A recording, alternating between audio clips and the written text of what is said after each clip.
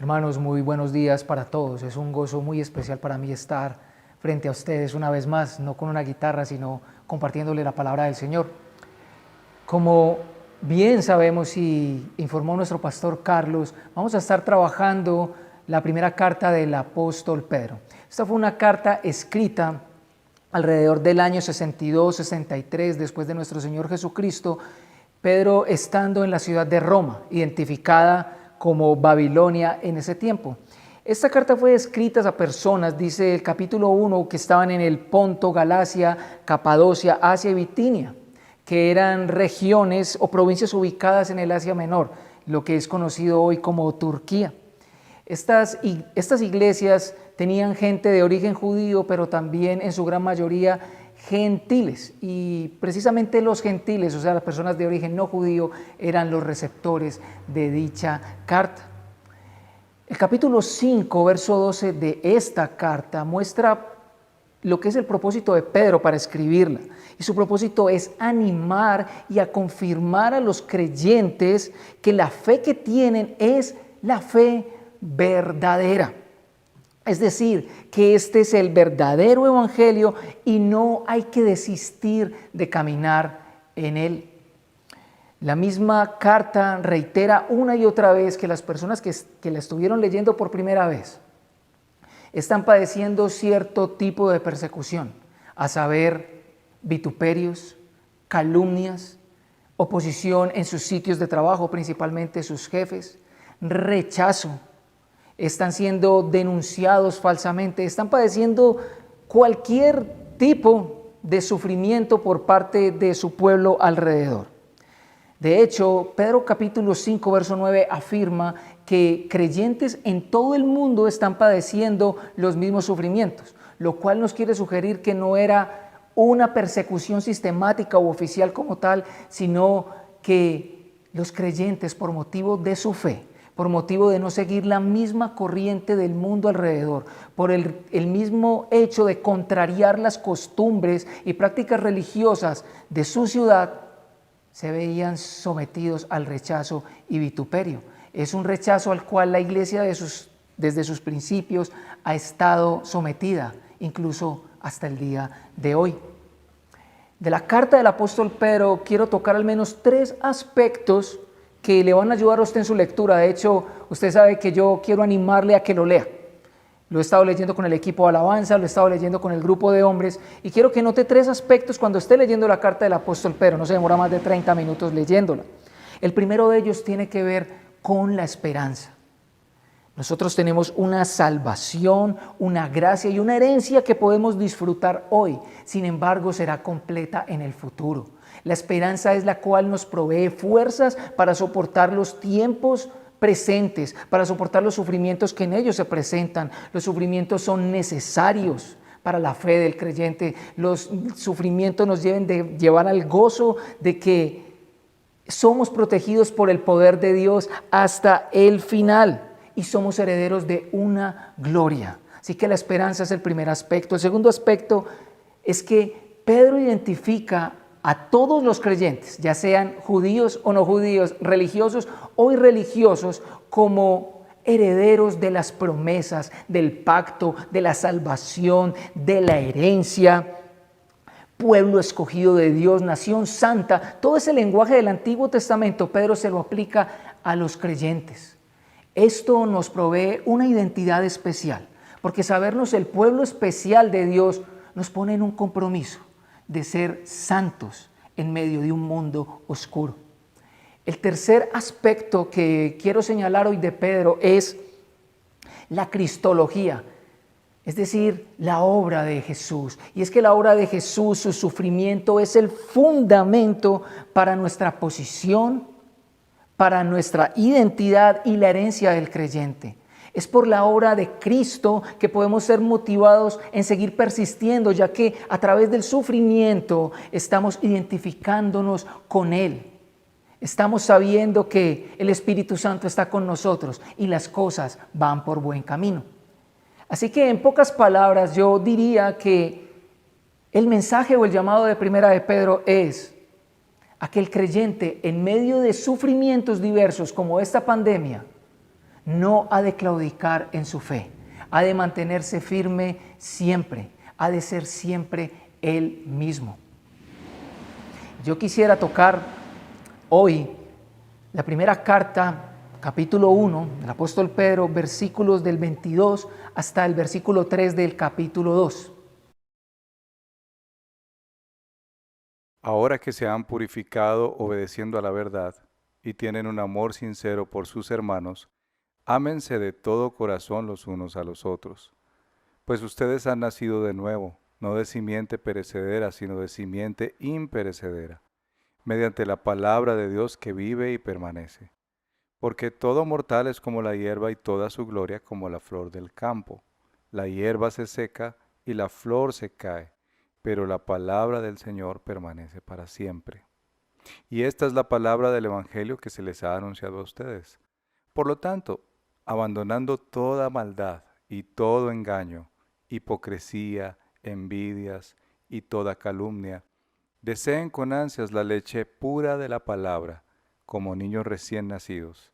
Así, por medio de ella crecerán en su salvación ahora que han probado lo bueno que es el Señor. Este texto voy a anclarlo a la primera exhortación del apóstol Pedro, que la hace en el capítulo 1 desde el verso 3. La exhortación del apóstol Pedro es a ser santos en toda nuestra manera de vivir. Ya que Dios es santo, nosotros pues debemos ser santos. Y en este momento específico que acabamos de leer, Pedro está tratando de decirnos cómo es que vive una persona santa en medio de un mundo con dificultades, pruebas, oposición y calumnias, detracción de parte de nuestro mundo circundante. Y nos está diciendo que el primer paso a seguir es el amor unos a otros. Así, en ese orden de ideas, yo quisiera invitarle a que veamos tres cosas particularmente hoy. Primero, a que el amor es un mandato inherente a todos los creyentes. En segundo lugar, ¿cuál o qué es aquello que hace posible que yo pueda vivir ese amor que Dios demanda de mí? Y en tercer lugar, quiero invitarle a que miremos y ahondemos cómo es que llevamos ese amor a la práctica. ¿Ok? Así, en primer lugar, Pedro da por sentado que toda aquella persona que cree en el Evangelio, toda persona al creer en el Evangelio es ahora llevada a conducir su vida por el amor a otros, especialmente a sus hermanos de la familia de Dios. Es curioso, ¿verdad? Para una comunidad en tiempos de sufrimiento, el primer llamado es a amar. De hecho, lo pone de esta manera. Pedro dice y afirma que el propósito por el cual una persona fue salva, fue limpia de sus pecados, fue para tener un amor sincero, un amor que no es fingido. La palabra literalmente es no hipócrita. Un amor para una vida en comunidad. Es esa clase de amor que se necesita para que un hombre, una mujer, un inteligente, una persona que no tanto, el que ha estudiado, el que no, el costeño, el paisa, el bogotano, el venezolano, el estadounidense, el sofisticado, el que no lo es tanto, el del barrio bajo o el del barrio muy alto, puedan convivir en una comunidad. De hecho, lo que une a que personas de diversos trasfondos puedan estar juntas es el amor, el gozo y lealtad que ellas profesan por nuestro Señor Jesús. Y allí es importante que veamos que como creyentes ahora somos parte de una familia.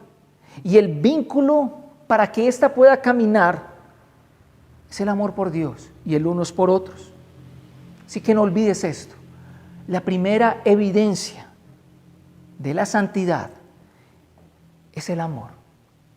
Y el primer lugar donde llevamos a cabo ese amor es en la comunidad de la fe, es en la familia de Dios.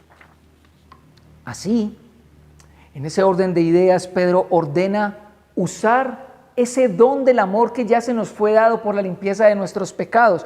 Es algo así como en estos tiempos, para estar conectados unos por otros, gracias a Dios tenemos la tecnología. Así que si tienes un computador o un buen celular a la mano, úsalo, porque de esa manera puedes comunicarte con otros.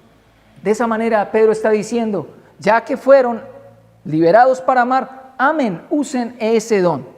Y esto no es algo nuevo en la Escritura.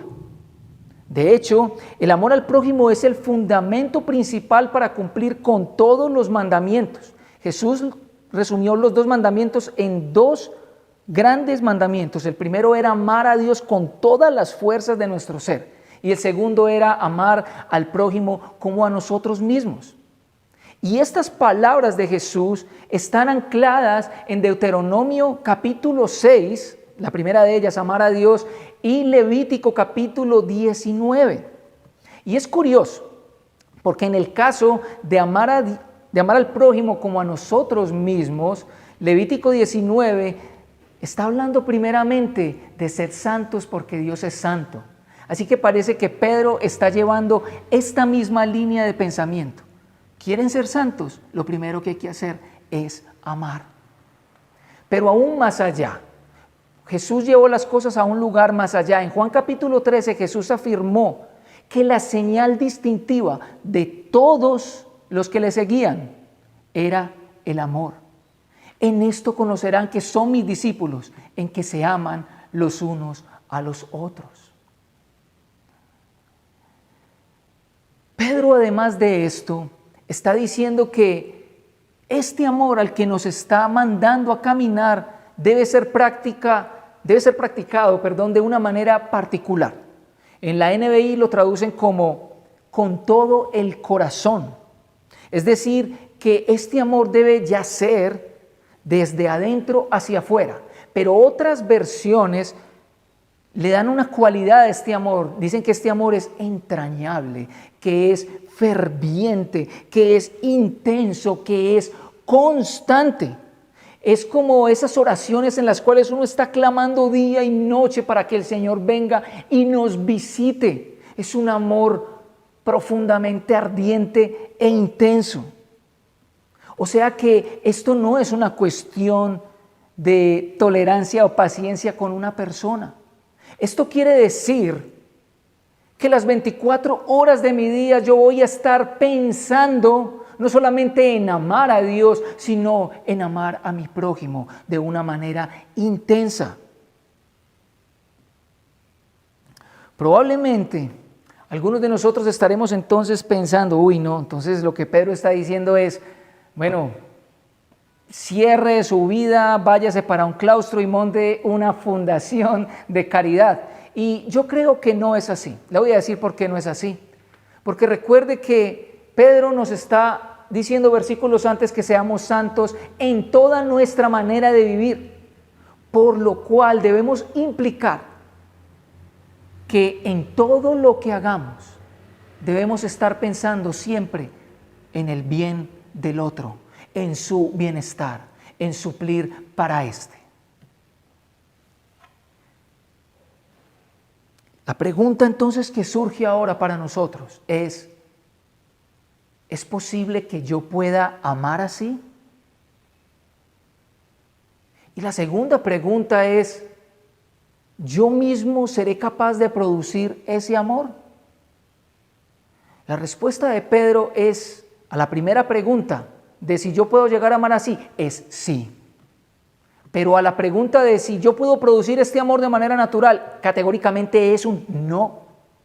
Así que yo quiero invitarlos a mirar nuestra segunda parte y hablar un poco acerca de qué es lo que hace posible tal amor.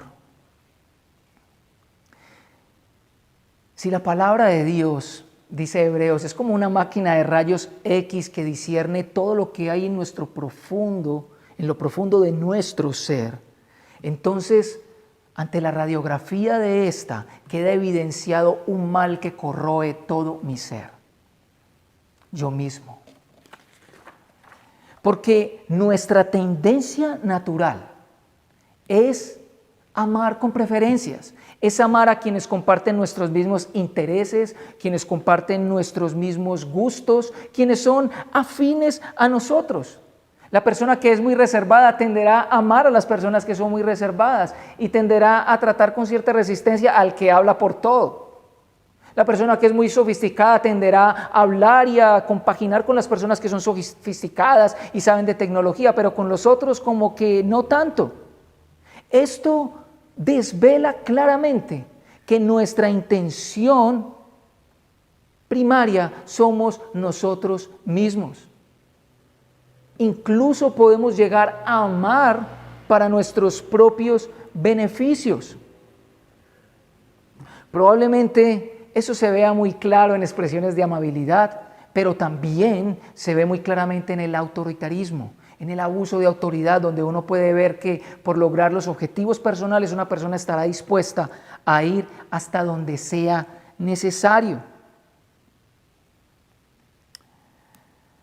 Probablemente algunos pensarán, hombre, pero yo creo que Fede está generalizando. Sí, probablemente sea así. Probablemente usted sea de esas personas que fue criada en un hogar donde le enseñaron a pensar en los demás. Y es verdad, gloria a Dios, y así es, sígalo siendo. Pero el punto al que yo quiero ir aquí, principalmente, es que este amor no es algo que se da porque te lo enseñan. De hecho, si te lo tienen que enseñar es porque es algo que no está en ti. Y el primer ejemplo lo vemos en los niños. De las primeras cosas que un niño tiene que diferenciar, cuando un niño está creciendo y empieza a diferenciar cosas, lo primero que identifica son las cosas de él. Arrebátale al niño un juguete cuando ya sabe estas cosas y ¿qué te dirá? ¡Es mío! ¡Es mío! De hecho, la actitud de los niños refleja mucho de lo que hay en nosotros. Cuando un par de niños están peleando por un juguete y se lo quieren arrebatar, el niño que está arrebatando está diciendo, yo quiero mi felicidad a costas de la tuya, por lo tanto estaré dispuesto a pasar por encima de ti para tenerla. Pero el niño que no se está dejando arrebatar el juguete está diciendo, yo por mi felicidad no soy capaz de desprenderme, así que vas a tener que pasar por encima mío para quitarme mi felicidad. Recuerdo la charla que nos dio la hermana y doctora Alina Budes, recién estaba comenzando esto, y es que el nivel de acaparamiento que despertó esta crisis, el estar comprando rollos y rollos de papel a dos manos, llenar nuestras alacenas, mejor dicho, como si el mundo se fuera a acabar, demostró mucho dónde está la intención de nuestro corazón. ¿No le parece? Yo no pretendo juzgar el corazón altruista de muchas personas, pero sí nuevamente quiero resaltar que esto no es un asunto de crianza, ni de buenos consejos, ni de un corazón muy noble que digamos. Nuestra tendencia es a buscar nuestro propio beneficio. Cada quien busca su propio bien. Es por eso que Pedro no solamente afirma que fuimos salvos con el propósito de amar, sino que nos dice que fue ante este problema tan grande, este problema de raíz que necesita ser solucionado, pero está diciendo qué es lo que hizo posible esta clase de amor. Y lo que hizo posible esta clase de amor es la vida nueva que solamente Dios puede darnos. Para amar de esta manera necesitamos, hermanos, nacer de lo alto, nacer de arriba. Los que están en Cristo, dice Pedro, hemos nacido de nuevo a una esperanza viva, una esperanza que es inmarchitable, que es incontaminable y que es destructible. Pero quien nos da la nueva vida también tiene esa naturaleza. Una naturaleza pura, una naturaleza que permanece, una naturaleza que no se destruye. Si de nuestros padres heredamos una manera de vivir que es vana, en todo el sentido de la palabra, de Dios heredamos una vida nueva, que es pura, una vida que no cesa. ¿Sabes por qué? Porque nuestro amor es pasajero, el de Él no. Nuestro amor tiende a marchitarse, el de Él no. Nuestro amor cambia con las emociones, el amor de Dios no cambia. De hecho, Pedro lo dice de esta manera: todo mortal es como la hierba, y toda su gloria como la flor del campo. La hierba se seca y la flor se cae, pero la palabra del Señor permanece para siempre. Y Pedro está respaldando sus palabras en la predicación del profeta Isaías, capítulo 40. Es una predicación de buenas noticias, prometiendo que Dios vendrá y consolará a aquellos que están dispersos, a aquellos que están sufriendo, a aquellos que están pasando un momento de aflicción duro como el que estamos pasando hoy. El Señor en Isaías 40 está prometiendo que Él mismo vendrá en persona y se hará cargo del que está afligido, de la oveja recién parida, y dice que los tomará en su pecho y los llevará y los cuidará y los guiará. Y esta es la palabra del Evangelio que ustedes han escuchado. Este es el Evangelio mismo, la buena noticia de que el propio Dios del universo nos amó de tal manera, de una manera fervorosa, entrañable e intensa, que dio a lo más valioso de sí, a su propio Hijo.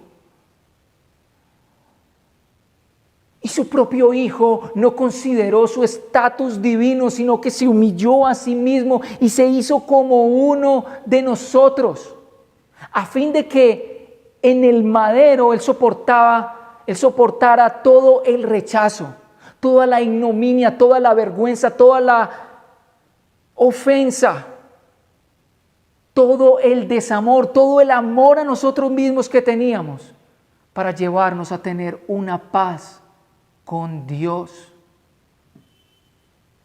para que los que ahora viven ya no vivan para sí mismos, sino que vivan para Jesús, quien murió y resucitó. Queridos hermanos, esta es la verdadera forma en cómo funciona la humanidad. Antes de la caída, nuestros padres Adán y Eva vivían una vida centrados en el amor y su relación con Dios, y en el amor que se tenían uno del otro. Y fue en el momento en que decidieron pensar en sí mismos, en que todo se convirtió en caos. Como aquel aparato que está desconfigurado porque no hemos leído el manual de instrucciones, y entonces funciona de manera defectuosa. Probablemente ande, pero tenderá a desaparecer, tenderá a ser desechado. El hombre no puede vivir sin una vida perfecta en relación con otros. Pero a todos los que le recibieron, a todos los que creyeron en su nombre, Dios ahora les da la potestad de ser hechos hijos de Dios, dice Juan. Y esto no es por voluntad ni semilla humana, esto es por voluntad de Dios. Así que sí es posible tener un amor así. El Evangelio, las buenas nuevas de Jesucristo nos habilitan, nos han hecho nacer con el mismo corazón amoroso y compasivo de Dios. ¿No te parecen esto buenas noticias? Pero si estás cansado, tú que me estás viendo ahora, si estás cansado de ti mismo y estás viendo cómo te tiras por la borda todas tus relaciones, cómo toda tu vida girada a tu alrededor se está tirando todo lo demás, la invitación es que aceptes esta oferta de ser perdonado, porque Jesús vino por pecadores como tú y como yo, necesitados de amor, pero necesitados de tener paz con Dios. Él vino a perdonarnos y a sanarnos de una pandemia mucho más grande que el COVID-19, la pandemia que verdaderamente es capaz de hacer que nuestra vida perezca eternamente. Ven y acepta esta oferta con plena convicción de que en la cruz Él cargó con tus fallos de amor a ti mismo, de que en la cruz Él puede redimirte y restaurarte para amar a otros. Habiendo visto esto entonces, que el amor es nuestro deber primario y que el Evangelio lo hace posible, yo quiero hablar un poco sobre cómo es que llevamos a cabo ese amor en la práctica, ¿ok? Y la respuesta de Pedro es categórica, la voy a leer, capítulo 2, versos 1 al 3, ¿verdad? Dice, por lo tanto, abandonando toda maldad y todo engaño, hipocresía, envidias y toda calumnia, deseen con ansias la leche pura de la palabra como niños recién nacidos. Así, por medio de ella, crecerán en su salvación, ahora que han probado lo bueno que es el Señor. Es decir, que si hemos experimentado la bondad de Dios, la manera en cómo nos amó Él en su Hijo, entonces que surja un deseo por conocerlo, por querer pasar tiempo con Él, sentir como Él siente y aborrecer todo lo que Él aborrece. Y Pedro es muy inteligente en cómo ejemplifica ese deseo. Mira que está hablando de un niño que desea ansiosamente la leche de su madre. Es decir, él está planteando este deseo en términos de necesidad. ¿Por qué? Seguramente Pedro no era un psicólogo del desarrollo, pero él pudo observar cómo a través del pecho de su madre un niño satisfacía todo lo que necesitaba para crecer físicamente bien y emocionalmente mejor. Quien ha nacido de nuevo es un bebé que necesita crecer, que necesita ser alimentado, pero no que necesita ser alimentado por conceptos, por teorías o por listas. No, necesita ser alimentado por una relación, necesita ser alimentado por una relación con un padre que en la medida que experimenta su amor va a aborrecer todo lo demás. No se puede afirmar un deseo por Cristo, no se puede decir que yo deseo a Cristo si al mismo tiempo estoy amando el pecado. Todo deseo genuino por Cristo conlleva aborrecer la maldad. Y es aquí donde tenemos que mirar que si hay fallos en nuestra relación con Dios, entonces habrá fallos en nuestra vida cotidiana. Y en el asunto de cómo amar al prójimo, mira cómo lo dice Carson. Cuando las manifestaciones de un profundo amor por Jesucristo no se reflejan en el amor por otros que profesan el mismo amor por Él, podemos preguntarnos de una forma legítima si debemos tomarnos en serio esas pretensiones. Y parece que es muy idealizada la manera en que lo estoy poniendo. Sé que parece que es así, pero no. Fíjate que no. ¿Cómo es que un niño pide la leche de su madre? A gritos, con un clamor fervoroso, intenso y entrañable. Él depende de eso para vivir. Por lo tanto, mi invitación es a que si tienes deseo de Él, ve y clama por su palabra, ve y clama por Cristo mismo. Y así yo te garantizo y te prometo, como dicen los expertos en maternidad, que Dios te dará a libre demanda de su persona todo el tiempo.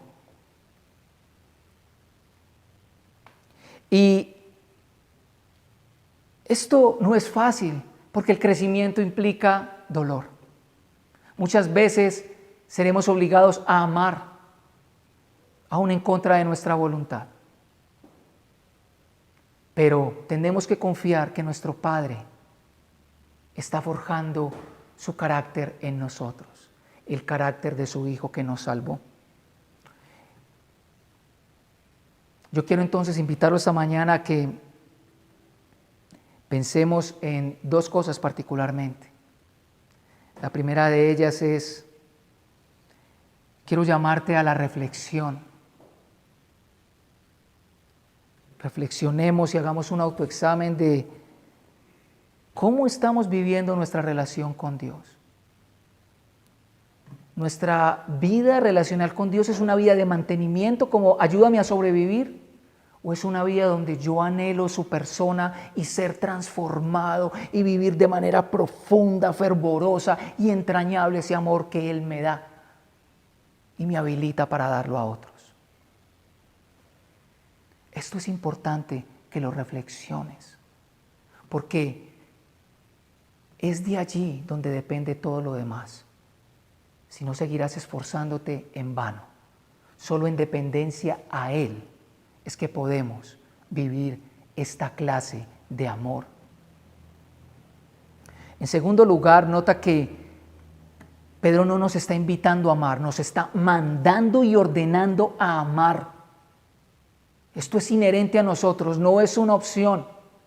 El cristiano ha de ser el mismo en cualquier circunstancia, y el mandamiento de amar a otros está reflejado todo el tiempo en la Biblia, como lo comenté. Y Pedro ya en unos capítulos adelante dirá otras formas de amar. Así que yo quiero invitarte a que vayas por un papel y un lápiz. Ve y corre, yo te espero. Y haz una lista. Yo quiero ponerte una lista de 3 cosas en cómo podemos quizá poner en práctica esto.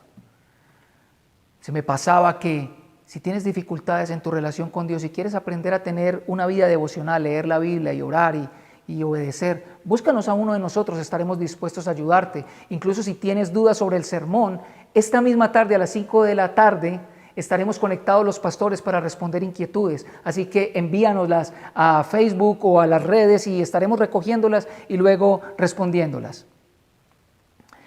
En segundo lugar, como te decía, vamos a la práctica. Haz una lista que incluya, 1, el nombre de alguien de la comunidad a quien vas a llamar y vas a amar. Probablemente quiera que ores por él, probablemente te comprometas a servirle en algo, o probablemente es alguien con quien necesitas restaurar tu comunión, ya sea perdonando o ser perdonado. En segundo lugar, quiero invitarte a una acción misionera en casa. Todos estamos coincidiendo que Dios en esta pandemia nos ha llevado a casa, quizá porque tiene un propósito especial en casa. ¿Qué puedes hacer para amar a los tuyos? No es un asunto de generosidad, no es un asunto de desprenderse ni proveer económicamente. Quizás sea tiempo, agenda, quizás sea el tiempo para que tu esposa te escuche, tu esposo te escuche, quizás sea tiempo para jugar con tus hijos como no lo has hecho. Ese es mi llamado.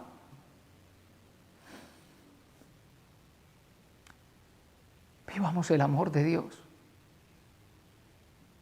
en dependencia al Padre que nos lo puede dar.